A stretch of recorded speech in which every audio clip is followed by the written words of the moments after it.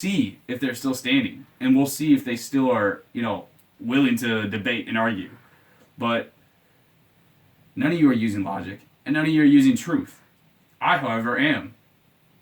I'm not worried about anything that you're saying or doing or threatening, because none of it makes any sense, and all of it is completely insane. You're the crazy one. Yeah, I'm angry. I get pissed off. So what? Says the guy that said that he's going to go sleep at another girl's house tonight, and talking about fucking Mackenzie, the bodybuilder. Okay, I'm not talking about fucking her. I do not want to fuck Mackenzie. Okay, you are talking about me fucking whores. And I said, great, why don't you go tell my sister and all of her friends that they're whores and see how far that gets you. That's what I said. That's what I said. Okay, that is what I said. And you said, fine, I will. Then I'm going to tell Stephanie blah, blah, blah, how you call them whores. I didn't call them whores, you called them whores. I said, if you want to call the women that I slept with you whores, a whore. I'll tell you who the women that I slept with are whores. And we'll see if you actually will call them whores. And we'll see what happens when you do call them whores. And if you know anything about my sister, anything at all about her, she's a tough nail. If you cross her, she'll bitch slap you. She'll knock you the fuck out. And it's what Brinkmans do. I called you a whore because you slept with 20 girls. 2 of them while we were dating. I've never slept with 20 girls. I don't even have that number. I got double digits, but I don't have 20. It was 16 before you met me. I said it could be in between 13 or 16. I said in between. No, you said 16. We listed them off. Okay, well, I don't care. It doesn't matter how many girls that I've slept with. It doesn't matter.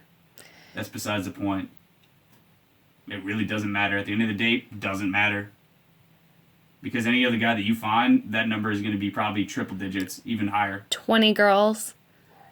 Yeah, most were in middle school and high school. So when you think about it, most of them were virgins, and most of it, we were in middle school and high school. So, I mean, when you think about that's 20 numbers, girls in middle school and high school. Yeah. That's, middle school and high school. So that's not good.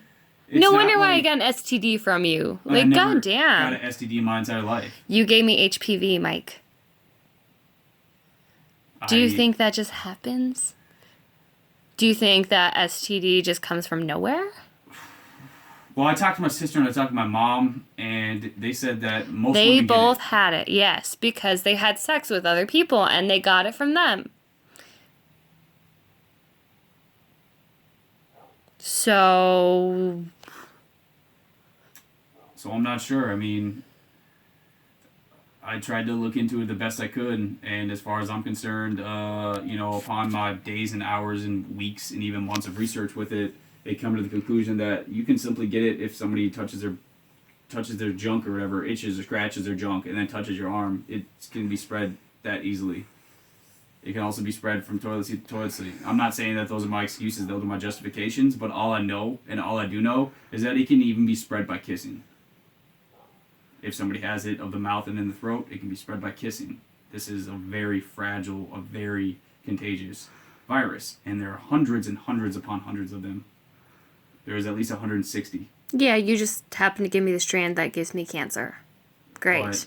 And I try to, work with you and try to tell you to monitor it, double the dosage. I am. No, Mike, I'm doing exactly what my doctor said. Go in once a year. I go in once a year.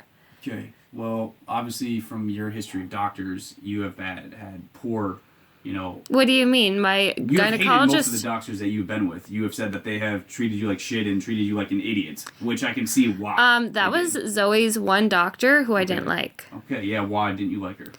Because she was condescending and rude, and turns out no one likes her. That's why she's always opened. Okay, well, I find that hard to believe. Who would exclude that information to you?